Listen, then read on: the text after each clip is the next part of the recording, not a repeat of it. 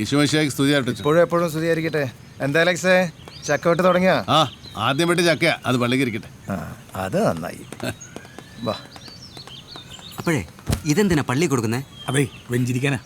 എൻ്റെ ഓർമ്മയിൽ ഫിലിപ്പോസ് ചേട്ടൻ മഴ നനയാണ്ടിരിക്കാൻ പോലും ഒന്ന് പള്ളിയുടെ അകത്തേക്ക് കയറിയിട്ടില്ല. കാര്യം പുള്ളിക്കാരന് കർത്താവിനെ വേണ്ടായിരുന്നെങ്കിലും വലിയ നന്മയും സ്നേഹവും ഒക്കെ ഉള്ള ആളായിരുന്നു. എന്നാ ചോടൊരു ഒച്ച. അത് ഫൈനൽ റിഹേഴ്സലാ മാർഗംകളിയുടെ. ആ, പെരുന്നാളിന് ഇത്തവണ ജോറാക്കണം. എന്നാ കാണാം.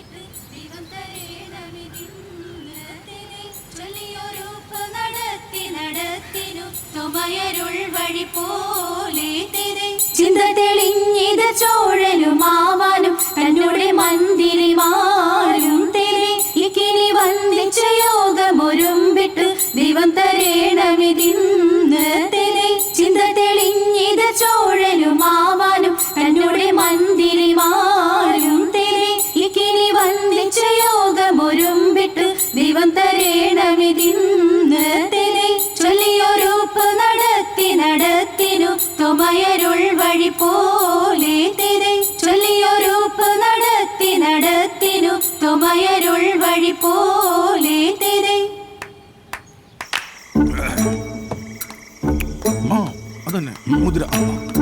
നീ എന്നതാടാ പോയി കാണിക്കുന്നത്? ചവിട്ട് നടക്കും. ഏയ്, ഇതല്ലേ കുച്ചിപ്പുടി. ഒന്ന് പോടാവേ, ഇതാണ് ഭരതനാട്യം. ഇത് ഭരതനാട്യം ഗിരതനാട്യം ഒന്നുമില്ല. പിന്നെ അല്ലേ? ഇതാണ് മാർഗംകളി. അങ്ങനെയാണെങ്കിൽ മാർഗംകളിക്ക് നമുക്ക് വേറെ പേരിടാം. ഇഷ്ടമില്ല? ഇത് മാർഗംകളിയൊന്നും അല്ല കേട്ടോ, ഇത് മരണക്കളിയാ. ആ വർക്കിച്ചനെയും ബെന്നിച്ചനെയും കണ്ടാ വെട്ടുപോത്തിനെ പോലെ ഇരിക്കും. അവന്മാരുടെ ഒരേ ഒരു പെങ്ങളാ. നീ അവന്മാരുടെ കൈ പെടാൻ നോക്കണം കേട്ടോ. സഖാവേ, എന്നതാ കൊച്ചിന്റെ പേര്? പേരറിഞ്ഞിട്ട് നിനക്ക് എന്തോണം പോടാണ്. നീ ആ കള്ളെടുത്ത് കുടിക്കും. കൊച്ചിന്റെ പേര് എന്തായിരിക്കും? ആനി എന്തേ എടുത്തേ കപ്പായ ആവണേ ആനി ഇങ്ങ് വന്നേ. എടേ, നീ അങ്ങാടി പോകുമ്പോ ഇതും കൂടി കൊടുത്തേക്ക്. എനിക്കൊന്നും പറ്റില്ല. എനിക്ക് വായി നോക്കിയാൽ കണ്ടാൽ തന്നെ കലി വരും. നീ അവന്റെ വായി നോക്കണ്ടീ. പോയി ചായ, നാക്കിന്റെ പൈസ പോലും കിട്ടൂല.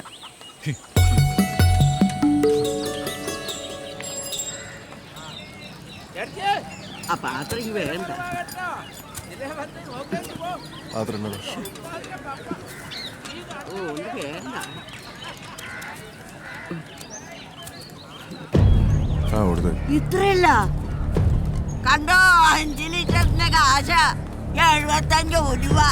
അങ്ങാടിയിലേ വേറെ കടകളില്ലാത്തന്റെ പൊളപ്പായി ഇവന്. നീയൊക്കെ ഒരു കാലത്തും ഗുണം പിടിക്കില്ല.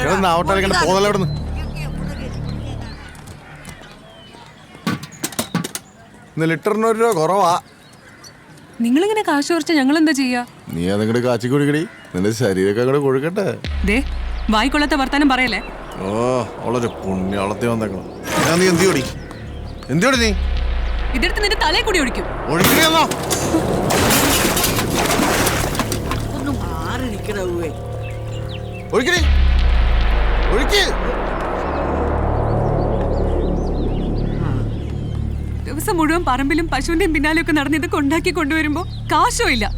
എന്നിട്ട് ഇവനൊക്കെ വായിലിരിക്കുന്നതും കൂടെ കേൾക്കണം. നിങ്ങളൊക്കെ വലിയ കർഷക സംഘത്തിന്റെ നേതാവാണെന്നല്ലേ പറയുന്നത്. ഞങ്ങളെ പോലുള്ള പാവങ്ങൾ എങ്ങനെ ജീവിക്കാൻ നിങ്ങൾക്കറിയോ? ഈ സ്വഭാവമാണത്രേ.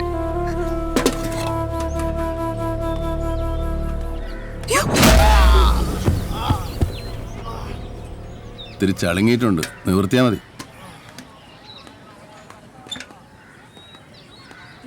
പള്ളിമുറ്റത്തെ മാർഗം കളിക്കുന്ന പെൺകുട്ടികളുടെ കൂട്ടത്തിലാണ് ആനിയെ ഞാൻ ആദ്യമായി കാണുന്നത്.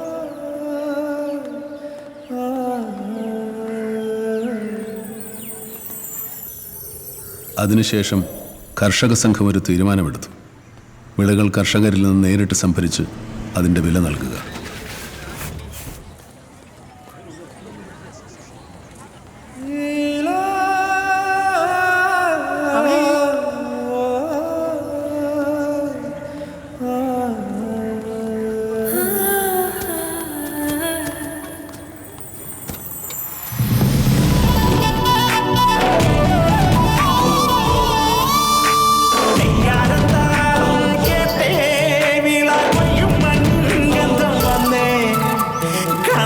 പെണ്ണേ വായോ നിറ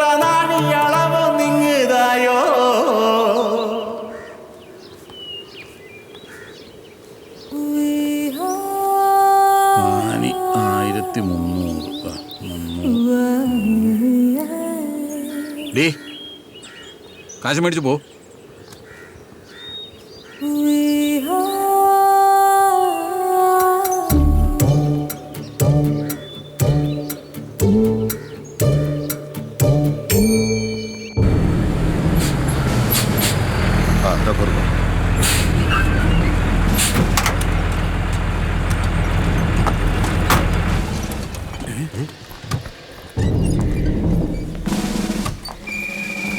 പട്ടാളം അതിനോട് അതിർത്തി തർക്കമൊന്നുമില്ലല്ലോ. ഇന്ത്യൻ പട്ടാളം എന്തിനാ കേരളത്തിൽ വരുന്നത്? സഖാവേ, ഇന്ത്യൻ പട്ടാളം പറ്റി പട്ടാളം പട്ടാളം അതിന് നമ്മുടെ ചൈനക്കാരൊന്നും അറിയാൻ പാടില്ല.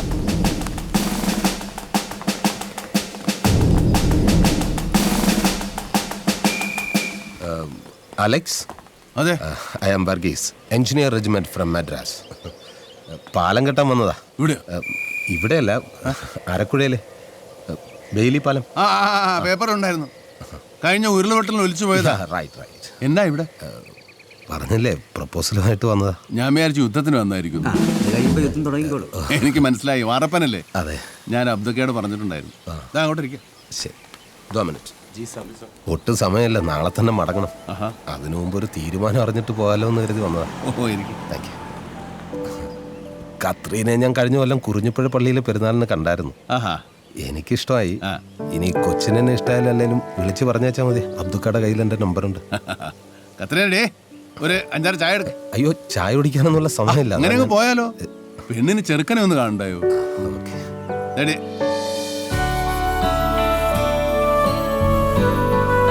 ദാണ്ടേ,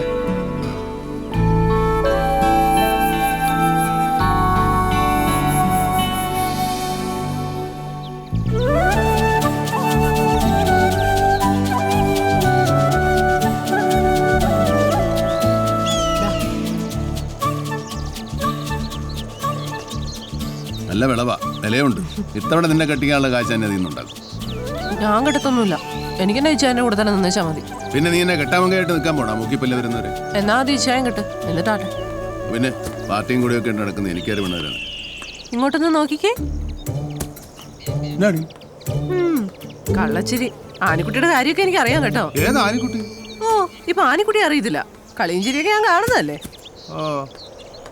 അങ്ങനെയാണെങ്കിൽ പിന്നെ എന്തിനാ ഇച്ചായ വെച്ച് താമസിപ്പിക്കുന്നത്? ചെന്ന് കെട്ടിക്കൊണ്ട് വന്നേ. അതിനവൻ ആങ്ങളമാര് സമ്മതിക്കണ്ടേടി. അവരുടെ പുന്നാര പെങ്ങളാ. ആനിക്കുട്ടി ഒരു വാക്ക് പറഞ്ഞ പിറ്റേന്ന് തന്നെ കെട്ടിച്ചു തരും. അതൊന്നും വേണ്ട. ഇനി നിന്റെ കാര്യം കഴിഞ്ഞിട്ട് മതി അച്ഛൻ്റെ കാര്യം. അതൊന്നും പറഞ്ഞാൽ പറ്റത്തില്ല. നാളെ തന്നെ വർക്കിച്ചായനി ചെന്ന് കണ്ട് കാര്യങ്ങൾ പറഞ്ഞോണം. എന്നിട്ട് ഇങ്ങോട്ട് വന്നേച്ചാ മതി.